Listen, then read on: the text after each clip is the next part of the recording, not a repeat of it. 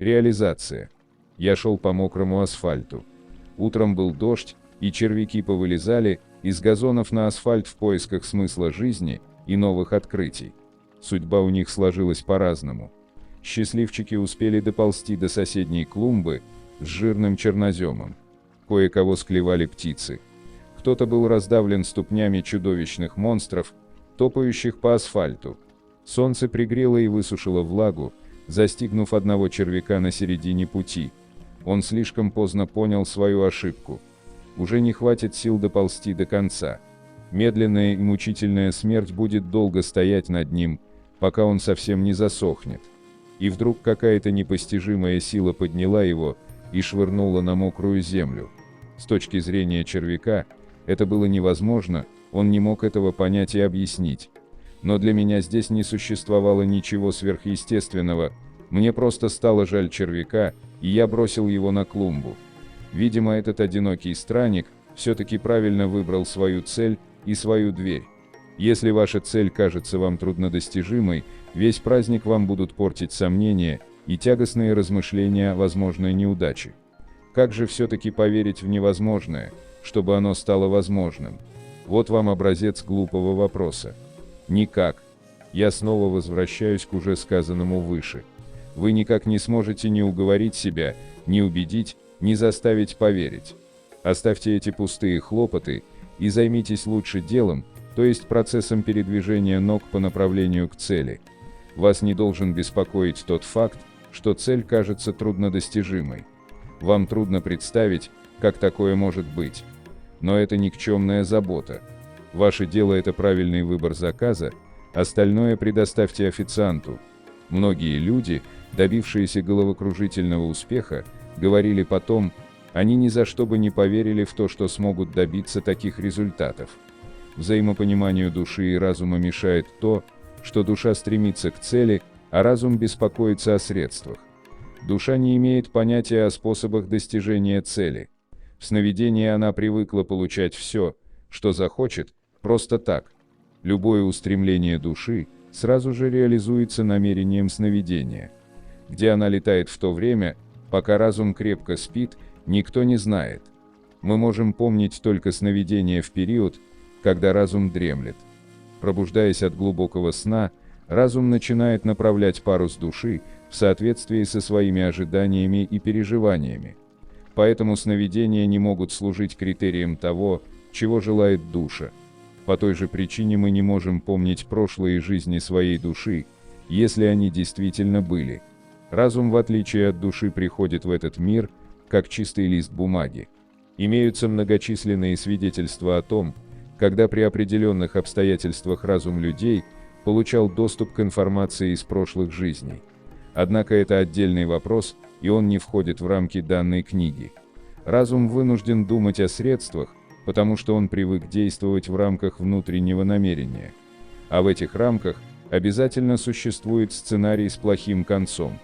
Внешнее намерение в таком случае не только не поможет, но и будет действовать во вред. Поэтому я вам настоятельно рекомендую вообще прекратить размышления о сценариях развития событий.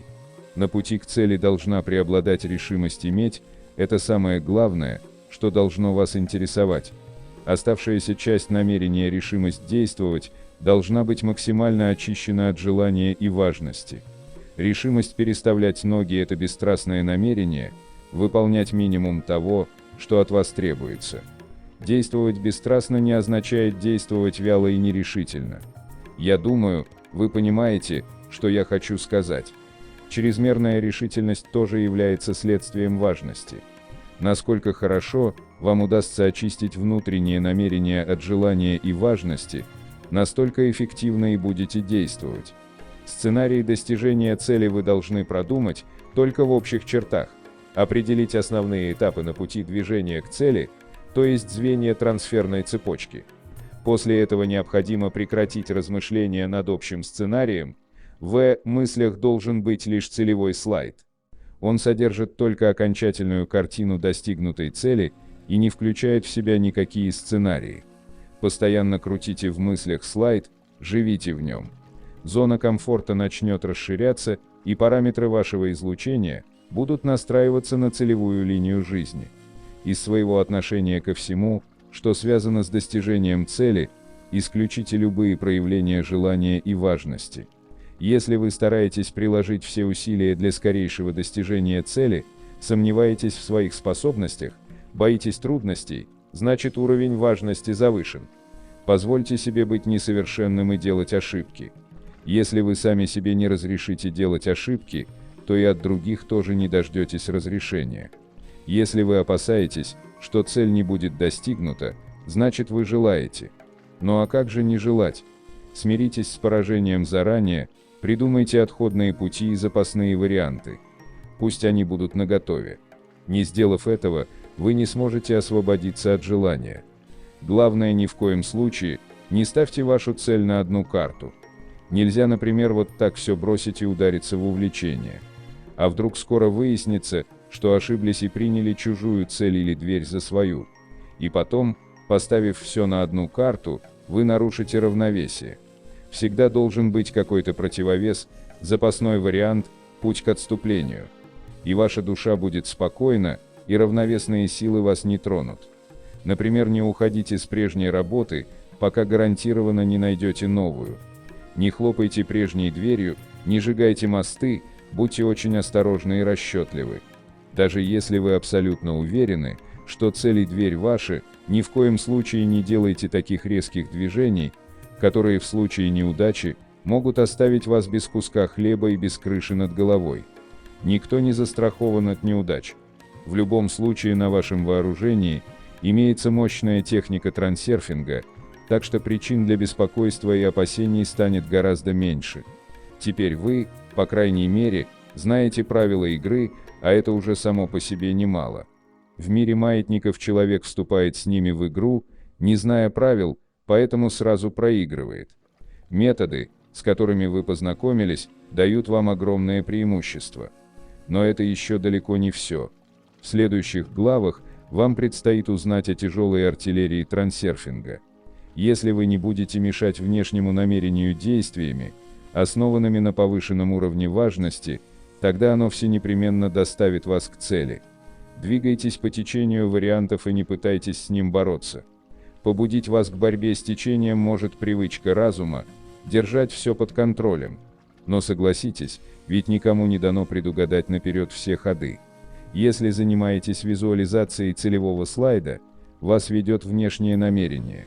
Оно действует за рамками привычных сценариев и стереотипов, поэтому вносит в ход событий неожиданные изменения. Разум, воспринимая эти изменения как неблагоприятные, начинает лупить руками по воде и портит все дело. Чтобы этого не случилось, предоставьте сценарию возможность меняться динамически. Отпустите хватку контроля за ситуацией. Если что-то выходит не так, как вы планировали, не спешите исправлять ситуацию, а попробуйте рассмотреть непредвиденное событие в позитивном свете, играющем в вашу пользу. Поначалу это не всегда очевидно, но в большинстве случаев так оно и есть. Человек понапрасну расстраивается, а на самом деле все не так уж и плохо. Я не призываю вас слепо верить в поговорку «что не делается, все к лучшему». В этой поговорке есть две доли истины – явная и скрытая. Явная доля относится к привычным стереотипам и предполагает, что все не так уж плохо вообще. Действительно, течение вариантов всегда идет по пути наименьших энергозатрат. Неприятности – это всегда большие затраты энергии, и вызваны они как раз борьбой человека с течением.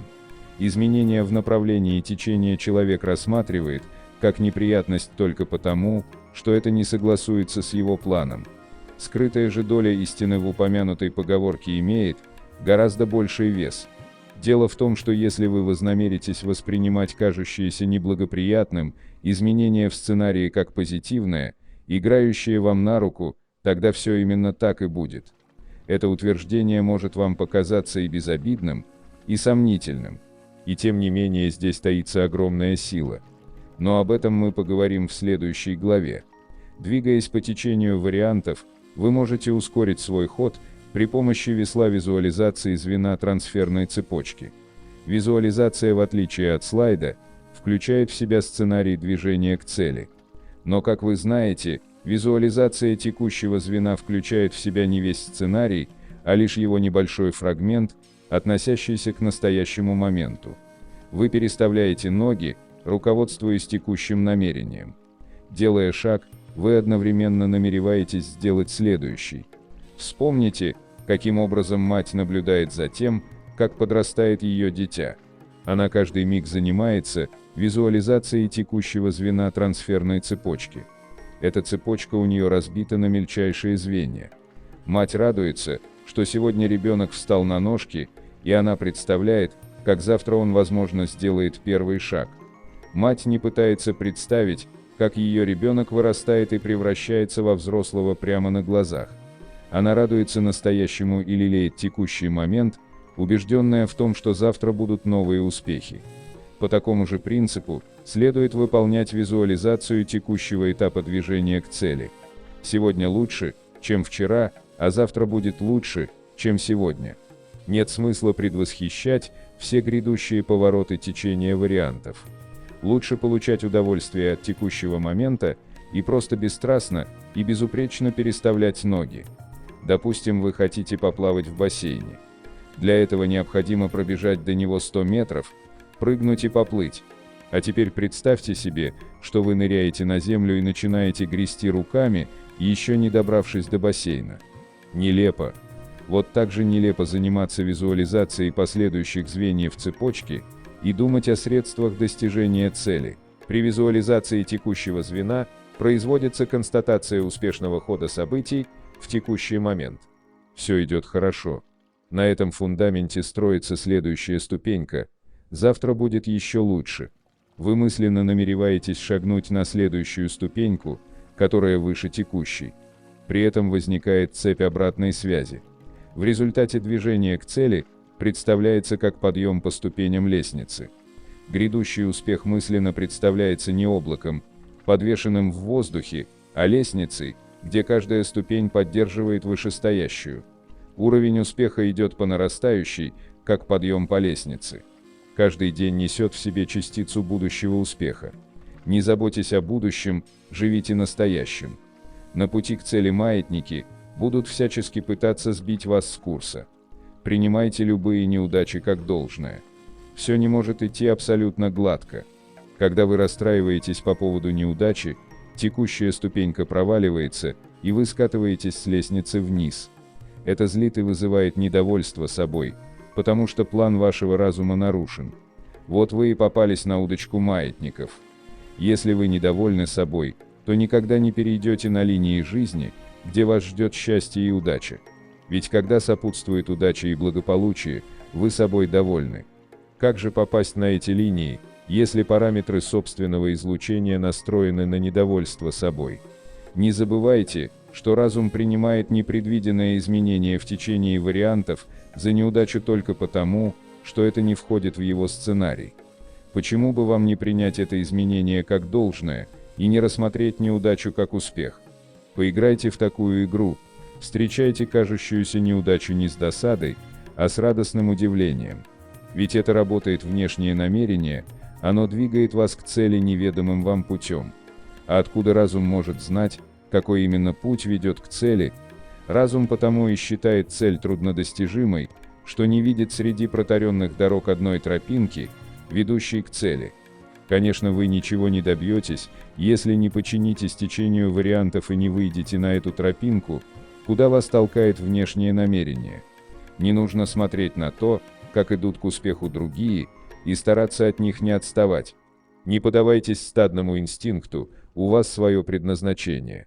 Большинство идет по протаренным дорогам, но подлинного успеха добиваются единицы те, кто не подчинился правилу «делай, как я и пошел независимо по своей тропинке». Ну и последнее предостережение. Если вы связываете свою мечту с помощью своим близким, то может ничего не получиться.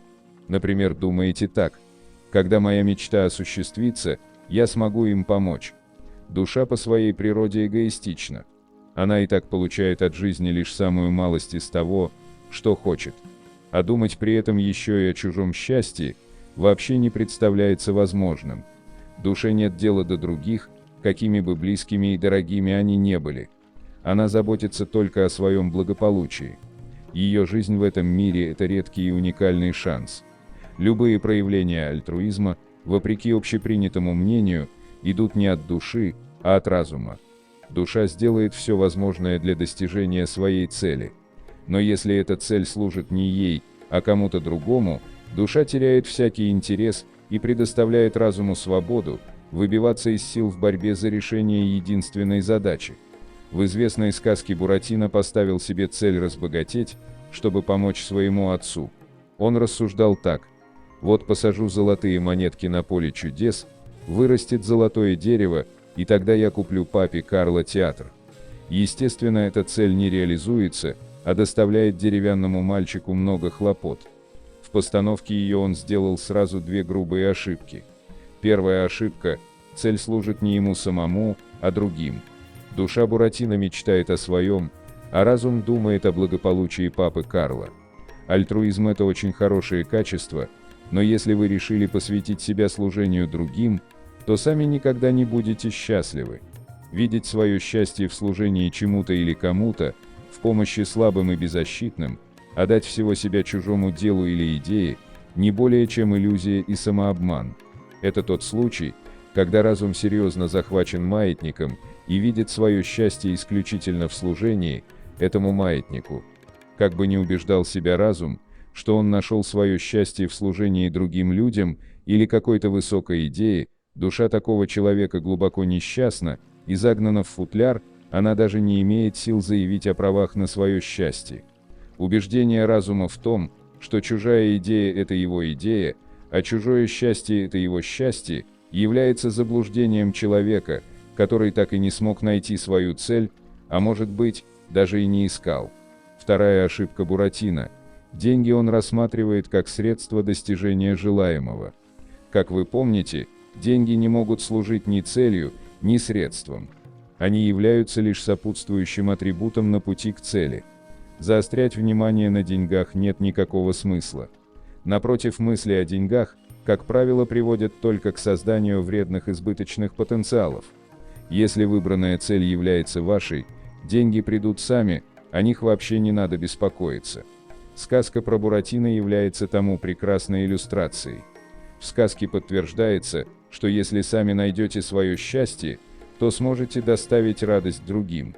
Ведь если вы достигнете вашей цели, к вам придут и деньги, и благополучие, и, разумеется, поможете своим близким, потому что будете располагать действительно широкими возможностями.